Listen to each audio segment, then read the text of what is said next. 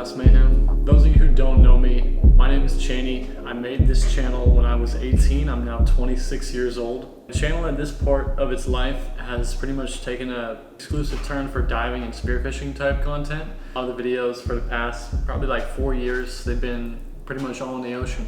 What's happened in that time in the water, I've been wearing the camera and making these videos the whole time. I've got some pretty crazy experiences that are spread across all of our videos. I wanted to make this video. This is my top 10 favorite / craziest encounters in the ocean. I've been on the water on and off since I was a kid, but I really got started with diving, freediving, when I was 14, I want to say. My buddy Keegan, who you haven't seen on this channel in a long time, we were in middle school and his dad bought him a 14-foot inflatable Zodiac with a little like 60 Yamaha on the back. We used to take that thing all over up north out of Hillsborough Inlet. That's when I got into it, dropped it by the time I was like 16, picked it back up with Ian. We were 18, fresh out of high school before he left for college. Strapped a dive flag to a kneeboard and swam off the beach. That kind of began MiddleClass Mayhem's turn into diving and spearfishing. This first video, number 10 on this list, is my first shot with a spear gun on a fish. I met Corby in 2018. He's the one who taught me how to spearfish. He would spearfish, I would film, and after doing this for a couple months, in between his breaths, he would hand his gun off to me. This video, he had just done that for me. I asked him, I said, should I shoot a fish? And he said, yeah, go shoot one of those amberjacks for the camera. I had no clue what I was doing. I was just making it up based off of what I had seen him do many times. And you can see like how inexperienced I am with the gun. It's cool actually to look at it now and see how much more I've learned from, I don't think it was 3 years ago when I first started spearfishing. I lost this fish, you'll see at the end of this video. I lose the fish, but like you can see a lot of the mistakes I made here. Right now I should not have the gun in my hand. I should have thrown the gun behind me. The guns float after you shoot. Fish starts to take off and just spins me in circles. I finally figured out to let go of the gun. And right here, I tried to grab the fish. I should have grabbed the other side of the shaft to secure the fish. And he pulled off. I remember looking at the shot and I could see the meat kind of tearing loose. Number 9, you're looking at Corby. Like I said, I used to film him. I didn't have a gun yet. My only purpose really was just to film for these first year and a half probably. This is the first time I ever saw anyone shoot a big fish in person and process it and do everything, and it kind of showed me how to do this the right way. I was following Corby here. He looks over and he sees this huge black grouper swimming over by this wreck. A lot of my memories are only through the camera's monitor because I was so fixated on it, but I picked my head up and I saw a little bit of this. He shoots this fish, it takes off, and then it tucks itself up in this wreck.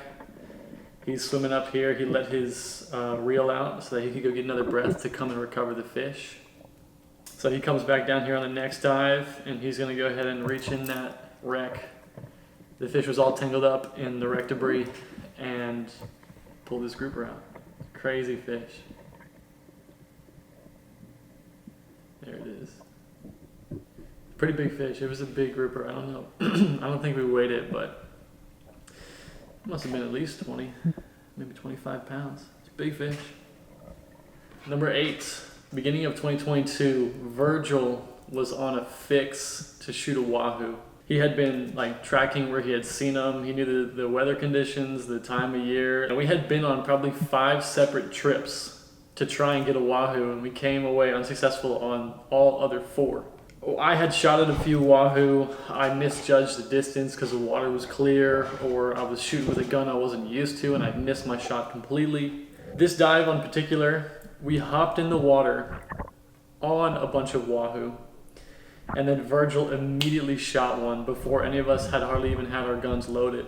He shot it through the belly and it started dragging him through the water. I went down to give Virgil a second shot, but it was a downward shot. Completely missed the shot from like 3 feet away.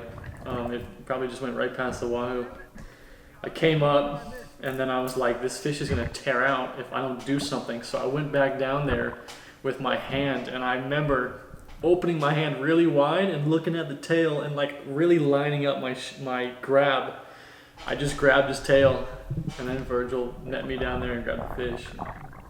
We came away with this Wahoo. It was really fun. Super cool day. He was stoked, man. He was so excited.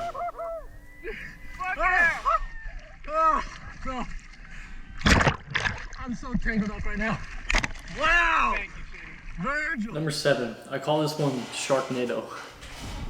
We were diving this day. It was really rough and really stormy, and there was a bunch of us. It was me, Virgil, Christian, Corby, and then Devin was the captain. There's a bunch of sharks in some of the places we dive. This place is really sharky in particular, and it was dark on top of that. So I was down here, I was looking for something to shoot, and I saw these yellowjack swim by, which are good fish, so I shot a yellowjack. And I didn't stone it. I've never stoned a yellowjack before. And I remember I shot it, and I was trying to fight it. It was kicking like crazy, and I looked down. And when I looked down at this fish, I saw what in my mind felt like 10 different sharks, man. They were chasing this yellowjack in circles. I didn't have defense close to me, so it took the guys a while to get to me. And the sharks devoured that fish. But I just remember the image in my head of what felt like a bunch of sharks chasing this yellowjack around. It was only like 20 feet from me, so it felt pretty close. Oh man, I saw you guys rushing for him, dude. They stayed off of him for a second, and I held my drag because I had the breath. I was calm. And I was. The shark, the line got in the shark's mouth, and then he was like on the side there, and then I was about to go put in that second shot, and then the sharks just. Dude, there was like 8 of them or something like that. There was a ton of them. And I saw, oh dude. All right, number 6. The reason that this particular one makes my list at number 6 is because of the entire process of extracting this grouper. I had unloaded one of my bands because it was pinned up against an anchor, and I thought I was gonna have to shoot it into the anchor, and I didn't want to do 2 bands shooting on like a wall essentially. So I offloaded my band, dove down to hit this grouper, and by the time I dove down, he started to swim off, in which case I would have needed both my bands. But I shot him anyways. I got a holding shot, but it didn't make it all the way through him. I saw where he went, and then I followed my line. By the time I got to the hole he had tucked himself into, there was 2 nurse sharks trying to get at him, and they were stirring up the sand with their heads in this hole.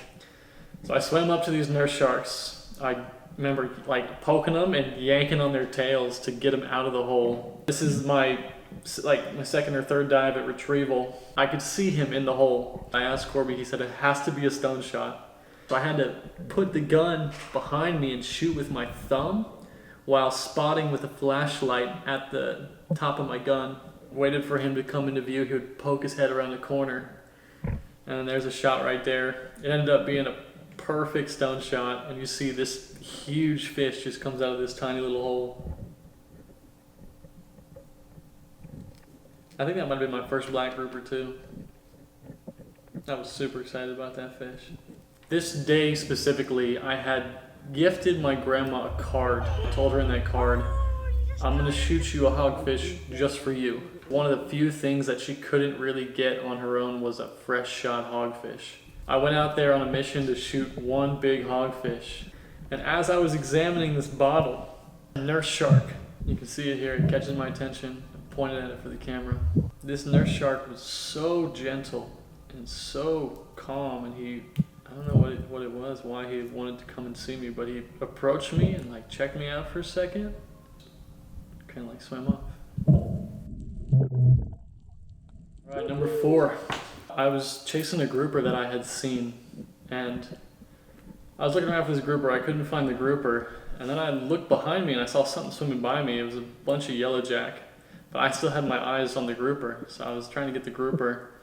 And then I right there, that was Corby swimming behind me, and I saw him lined up on one of these. I don't even know if I knew what a yellowjack really was at this point. He shot one, so I just shot one because I figured if he was going to shoot one, I was going to shoot one. And yeah, so the fish tied themselves around the reef. We had to go up. It was ripping current this day. It was not deep. It might have been like 60 or 50, 60 feet. It took me probably 4 or 5 minutes to breathe up before I could go back down comfortably. By the time I got down there, I stuck my head down there to get my fish out. I'm pulling this fish out of the reef.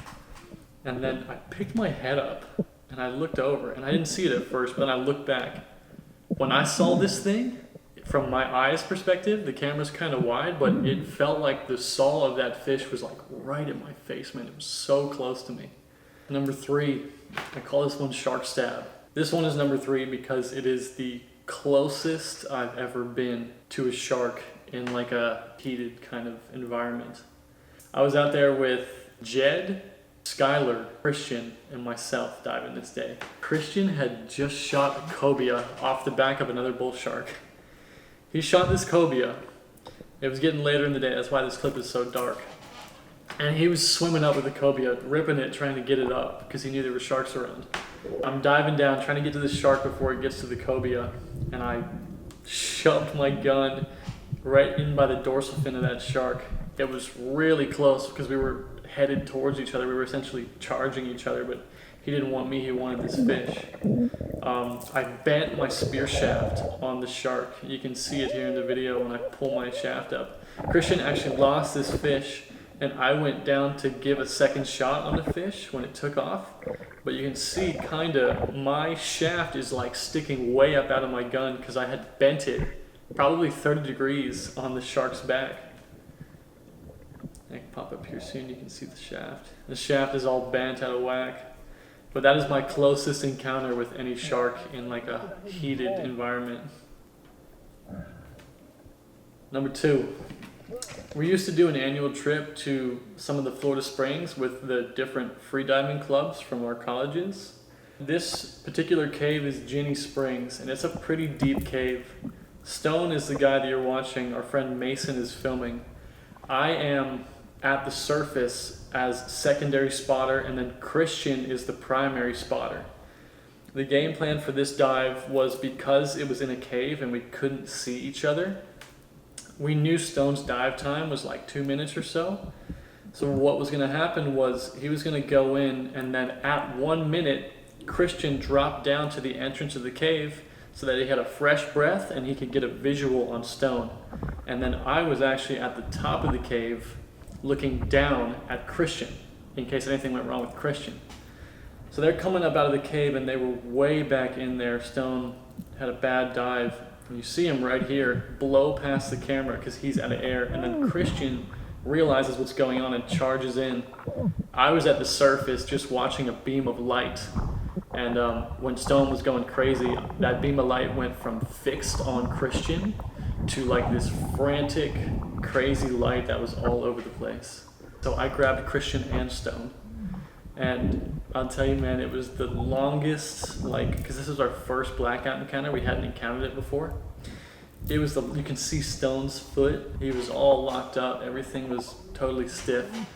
Christian had his eyes fixated on Stone's mouth and nose. He pulled his mask off because Christian's only concern was that his next breath, whenever it came, was air and not water. I had both of them, so I swam us over to shore where we could stand, and it felt like forever, man, but Stone eventually came to. How you feel? All good. Just rest. Wow. Dude, you blacked. Insane. Oh my, did you film that? Yeah, I think so. I turned around before. Dude. Thank you for saving me right there. Holy I got you, dog. Yep, that's what spotters are for. Wow, dude. I was like, oh shit. That was crazy, dog. I didn't see that either. I turned around before him. Oh. That's it. You did. Dude, I saw you charge out. I saw you charge in. I was like, oh, no way. Hey, watch him. I'm going to go try to find his fin. You lost your fin? Yep. Someone just blacked out. That's what happened. Yeah, but I'm alive. Dude, he's that alive. boy Christian over there saved me. Christian saved him. First blackout. Don't want to see it again, but I'm glad to know that I know what to do. Yeah, everybody's glad to know you know. Number 1 on this list. I need to give you guys a little bit of background and context so that you understand why this is as special to me as it is. With MiddleClass Mayhem in general, I've really never talked a lot on the channel. I always wanted to keep it based around the action with just a little bit of talking to give you guys information as to what we were doing. I'm Christian, and so I see things through the lens of that viewpoint. My grandmother, who you saw a few clips ago, The reason she looked the way she did in those clips is because she had cancer. She ended up passing away in, I think, March of 2022. I had just moved out of my parents' house. I chose to stay here in South Florida. And she passed away, and that all happened in the same week. And I remember sitting in my apartment and trying to process everything that was happening. I was okay, but it was just a lot all at the same time. And the overarching question that I kept asking myself was, where did she go? Christianity talks a lot about what happens to us after we die, and heaven and hell. I'm sure some of you have heard about these things.